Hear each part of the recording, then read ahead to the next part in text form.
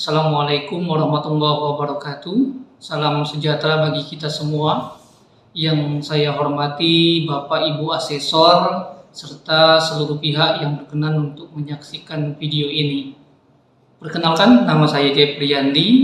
Saya merupakan dosen tetap program studi komputerisasi akuntansi Fakultas Ilmu Komputer Universitas Prabu Muli, Sumatera Selatan.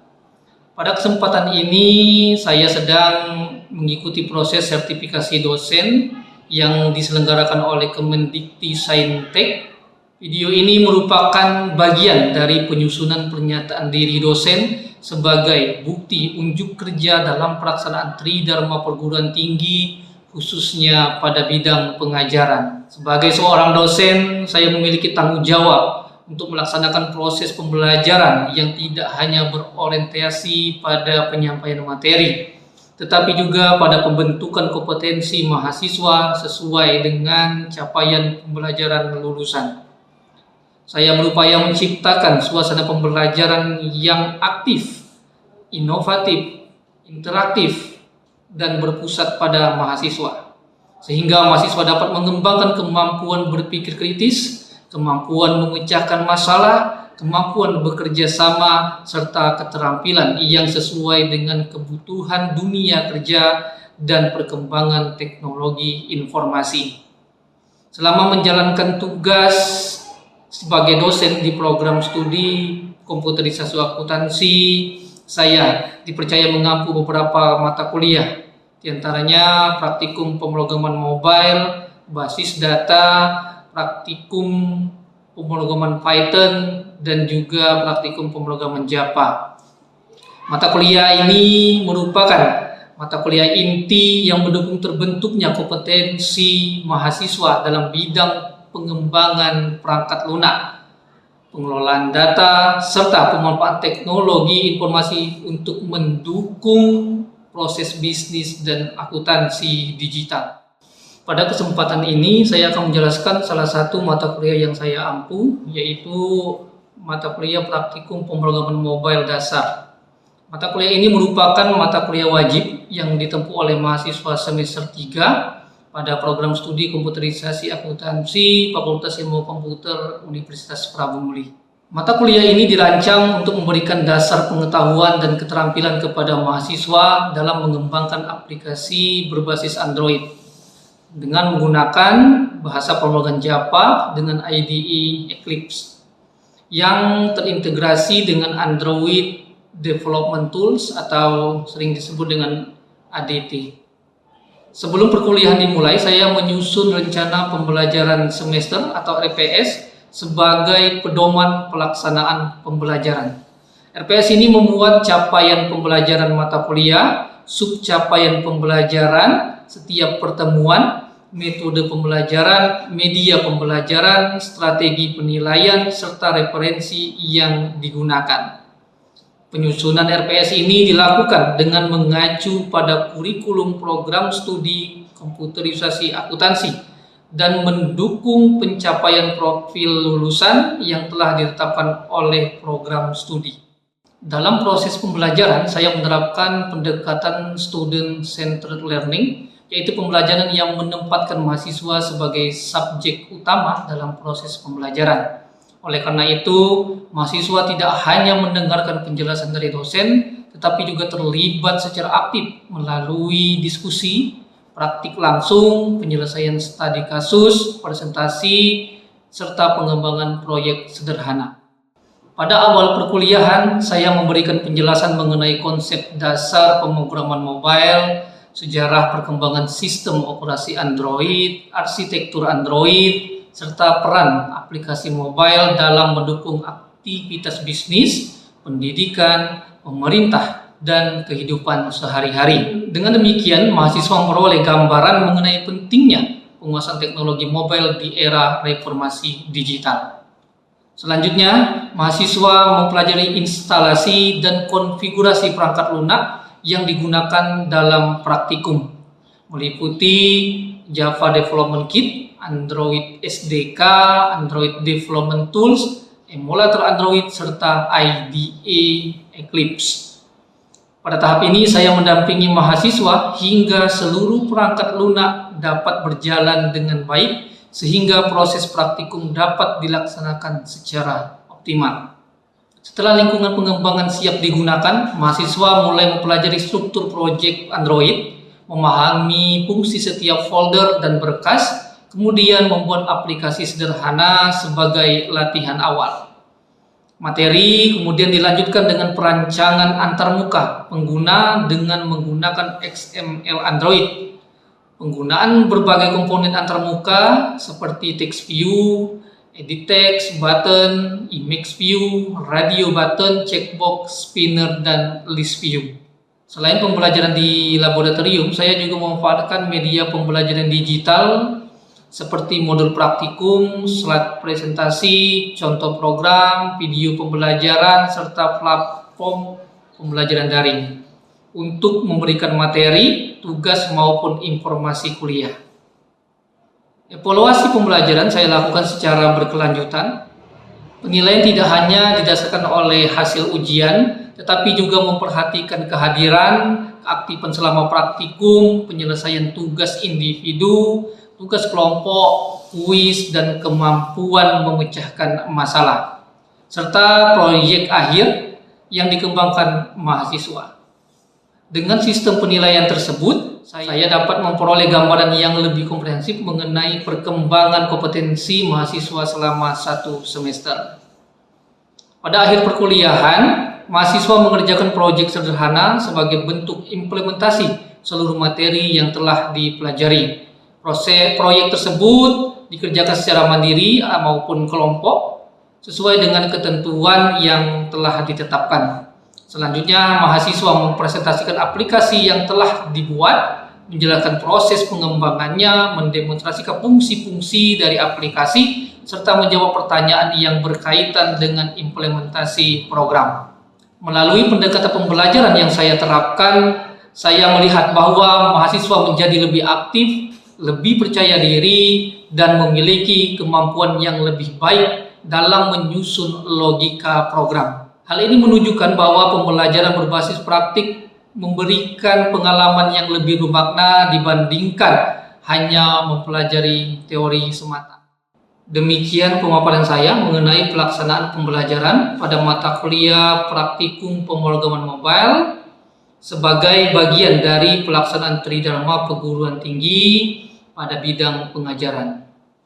Semoga apa yang saya sampaikan dapat memberikan gambaran mengenai komitmen saya dalam menyelenggarakan proses pembelajaran yang berkualitas, inovatif, dan berorientasi pada pengembangan kompetensi mahasiswa. Selanjutnya saya akan menampilkan dokumentasi video pelaksanaan proses pembelajaran sebagai bukti implementasi kegiatan pendidikan dan pengajaran yang telah saya laksanakan pada mata kuliah praktikum pemrograman mobile.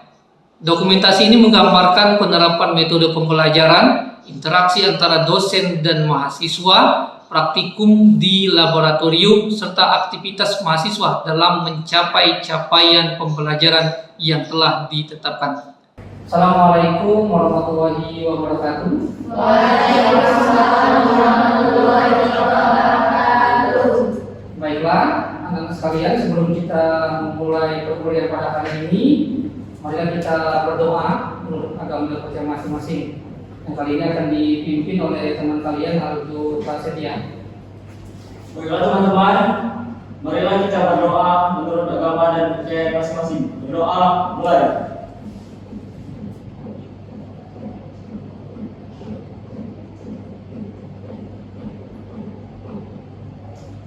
Berdoa selesai.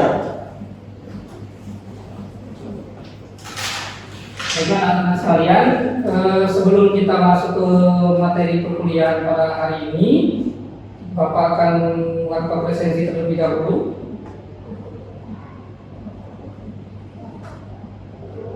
Nuri Julia, Jessica Natasha, Adelia Juliani, Anisha Anggraini, izin sakit, Aldo Prasetya, Andi Saputri, Okta Fitriani, Amelia, Nada Rosalina, Suwita, Dia Astriani, Yulistia, Olisia. Nanti ada satu mahasiswa yang sakit ya. Pada materi sebelumnya kita sudah membahas mengenai widget edit text, kemudian text view dan button.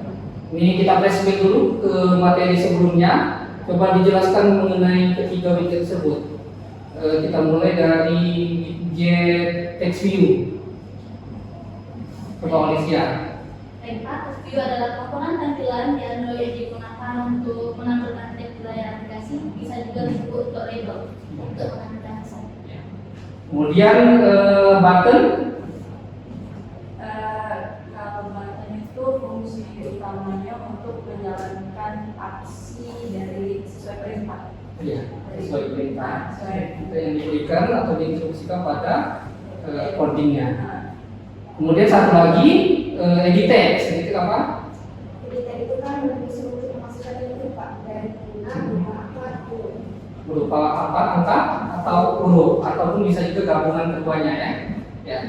Jadi di materi sebelumnya kita sudah bahas mengenai 3 buah widget, yaitu text view, kemudian ada edit text dan button. Pada materi hari ini kita akan mempelajari materi penggunaan radio button. Jadi kita langsung saja ke praktikumnya. Kalian bisa buka aplikasi Eclipse-nya. Baiklah, sudah dibuka aplikasi Eclipse-nya.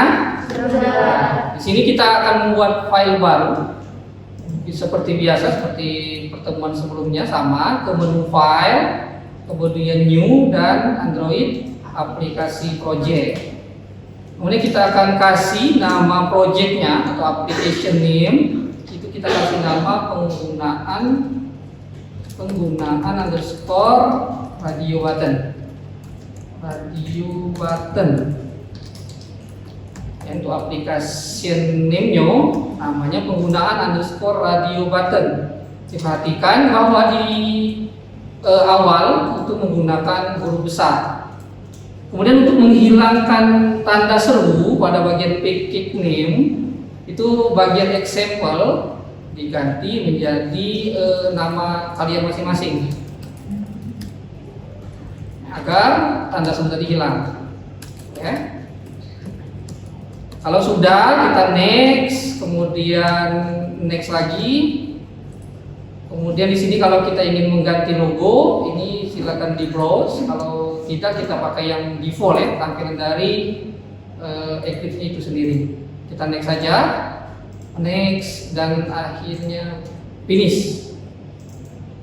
Finish, tunggu proses sampai terbuka bagian layout, bagian activity main XML-nya.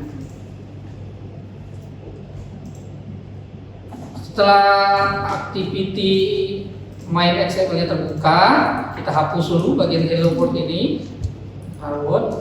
Kemudian akan kita tambahkan satu text view di atas, di paling atas. Jadi fungsi text view tadi bisa dikatakan sebagai label ya, atau sebagai informasi atau teks yang ditampilkan di layout. Kemudian kita tambahkan radio button sebanyak 3 buah. Radio button, kemudian selanjutnya radio button lagi, dan satu lagi radio button. Jadi ada 3 radio button kita akan gunakan.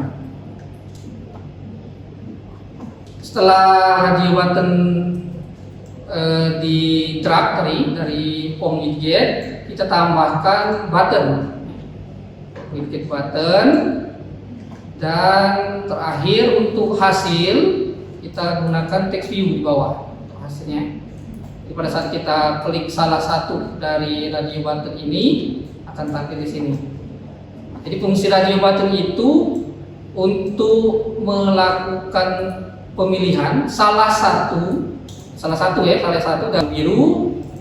Tadi belum juga bagian yang biru, berarti namanya radio button 2, ini radio button 3, ini button 1, dan ini text view 2 namanya. Ini yang harus kita ingat karena kita akan sesuaikan setiap kelas yang dibuat dengan yang ada di sini, nama-nama dari ID masing-masing widget ini.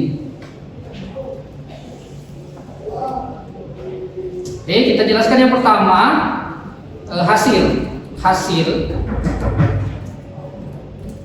hasil sama dengan tipenya itu adalah text view. Bagian widget selesai. Selanjutnya kita akan masuk ke on click yang bagian radio button hijau yang ini. Kita lihat lagi. Di sini kita kasih nama pilih hijau ya. Ini yang perlu diingat, pilih hijau dengan teksnya huruf kecil semua. Pilih underscore hijau. Di sini akan kita buat public void namanya, public void dengan nama sesuai yang ada di Android on click di setiap radio button. Jadi ini harus sama. Di sini kita kasih nama pilih underscore hijau, berarti kita buat public void pilih underscore hijau.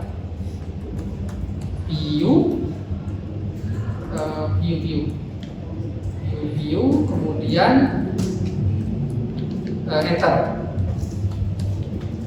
Usahakan jangan sampai ada tanda merah. Di public void pilih hijau ini kita akan buat pada saat kita memilih radio button ini, checklist yang ada di radio button lainnya, sini kan ada biru dan merah, itu hilang. Kita akan menggunakan yang namanya fungsi logika if ya. Di if RB hijau titik is checked. Jadi kalau RB hijaunya itu kita pilih,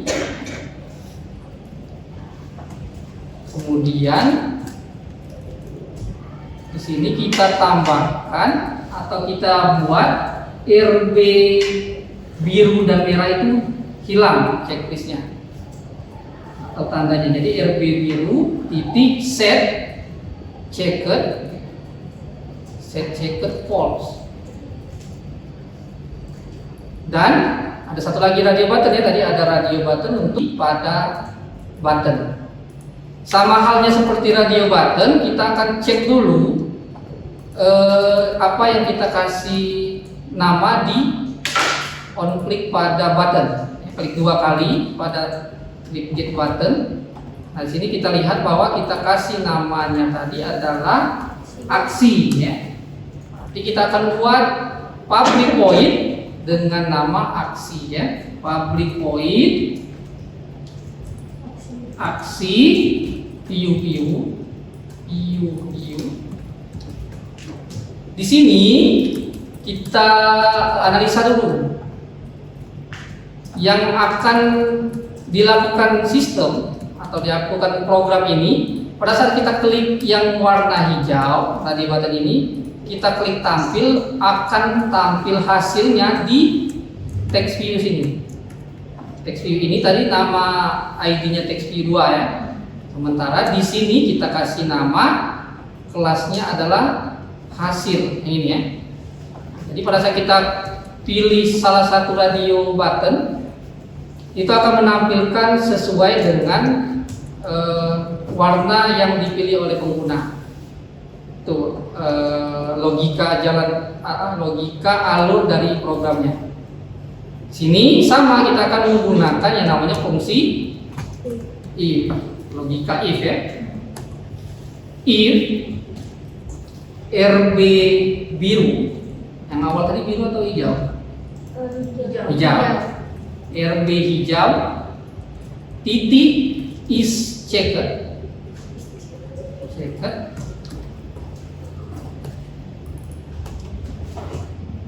kalau radio button yang berisi teks hijau tadi dipilih, yang dipilih RB hijau, maka akan tampil teks pada text viewing ini. Ya.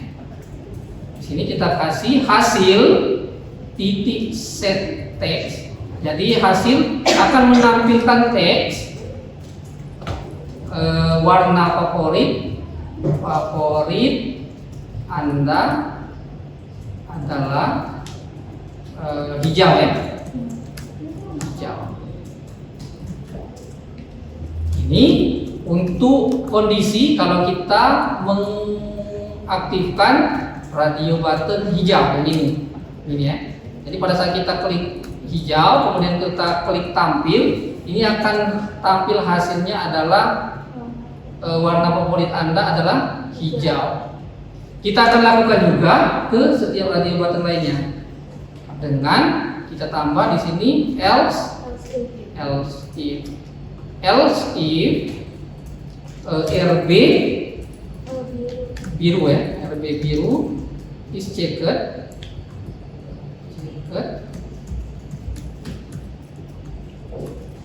berawal hasil. Kalau yang radio button biru hasilnya akan menampilkan teks. Itu kita kasih teksnya warna favorit Anda adalah biru, koma. Terakhir else if lagi, untuk yang RB merah ya, karena ada 3 radio button tadi ya. Ini tinggal disesuaikan saja karena di sini pakai F3, berarti kita buat 3 kondisi. RB merah is checked.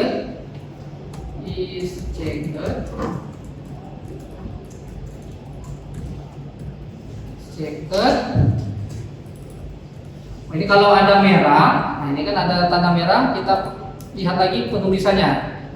Kita ada typo ya, atau kesalahan penulisan. Di sini kita tulis RM ya, harusnya RB.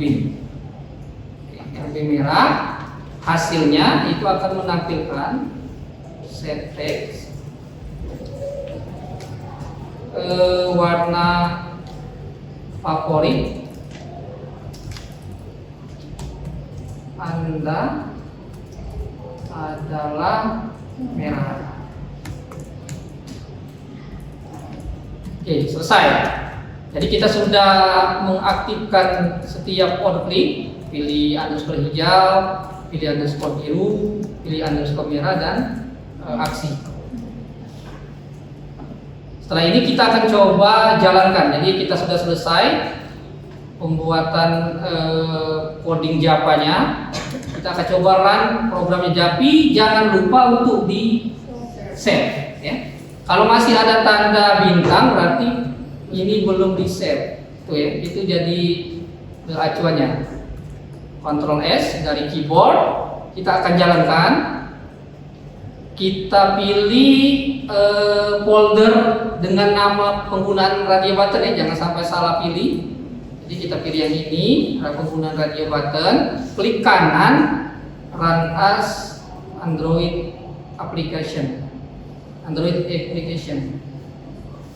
Jadi ini sudah tampil di APG-nya ya, aplikasi yang barusan kita buat. Sini pada saat kita pilih radio button hijau, di radio button biru dan merah ini hilang tanda checklistnya ini ya, ada tanda biru. Kemudian kalau kita pilih biru, ini berarti hijau dan merahnya hilang. Berdasarkan perintah yang kita berikan pada setiap radio button tadi. Kalau kita pilih merah, berarti hijau dan birunya yang hilang. Kemudian kalau merah kita pilih tampil, maka yang tampil adalah warna favorit Anda adalah merah. Kemudian kalau biru, berarti yang tampil warna favorit Anda adalah biru. Dan kalau hijau, warna favorit Anda adalah hijau. Ya, baik, jadi kita barusan sudah membuat sebuah aplikasi menggunakan radio button ya tadi, dan sudah kita jalankan, programnya juga sudah jalan. Untuk di sesi terakhir ini saya minta salah satu dari kalian untuk memberikan kesimpulan mengenai penggunaan radio button. Ya, silakan angkat tangan. Ya, silakan nada ya. Nada. Jadi radio button itu Pak dipakai buat memilih satu opsi dari beberapa pilihan. Kalau udah milih satu opsi dia tidak bisa memilih opsi lain lagi. Nah, bedanya radio button sama button, kalau mereka kan sama-sama untuk button-buttonnya. Yeah. Kalau radio button itu untuk tadi milih opsi, kalau button itu untuk menjalankan aksinya, input datanya, menampilkan datanya itu button. Jadi kesimpulannya benar seperti apa yang dibilang sama Nada, bahwa radio button itu untuk memilih salah satu pilihan dari beberapa pilihan, ya, untuk kegunaan radio button. Kemudian dalam radio button juga kita menggunakan namanya pemilihan logika kondisi if ya, if dan else. Karena hanya salah satunya yang akan dipilih dari beberapa pilihan radio button. Kemudian satu lagi yang jadi kesimpulannya bahwa dengan aplikasi ini tentunya kita akan bisa menganalisa sebuah program lain, misalnya program biodata ya, biodata di mana di situ tentu kita akan menambahkan sebuah edit text ya, karena akan mengambil inputan dari pengguna. Jadi untuk tugas kalian di rumah, silakan buat sebuah aplikasi biodata sederhana dengan menampilkan edit text yang berisikan nama, kemudian radio button untuk menampung jenis kelamin. Jenis kelamin ya, jenis kelamin ada dua, ada laki-laki dan perempuan. Silakan dikerjakan di rumah. Jadi sudah dijelaskan tadi mengenai penggunaan radio button, dan kemudian ada tugas ya dikerjakan, dikumpulkan paling lambat minggu depan. Untuk materi perkuliahan hari ini cukup sekian. Terima kasih atas partisipasinya. Mudah-mudahan materi yang saya sampaikan ini bisa dimanfaatkan dan dipelajari lebih lanjut lagi. Saya akhiri. Wassalamualaikum warahmatullahi wabarakatuh. Waalaikumsalam warahmatullahi wabarakatuh. Terima kasih atas perhatian dari Bapak Ibu Asesor. Saya akhiri. Wassalamualaikum warahmatullahi wabarakatuh.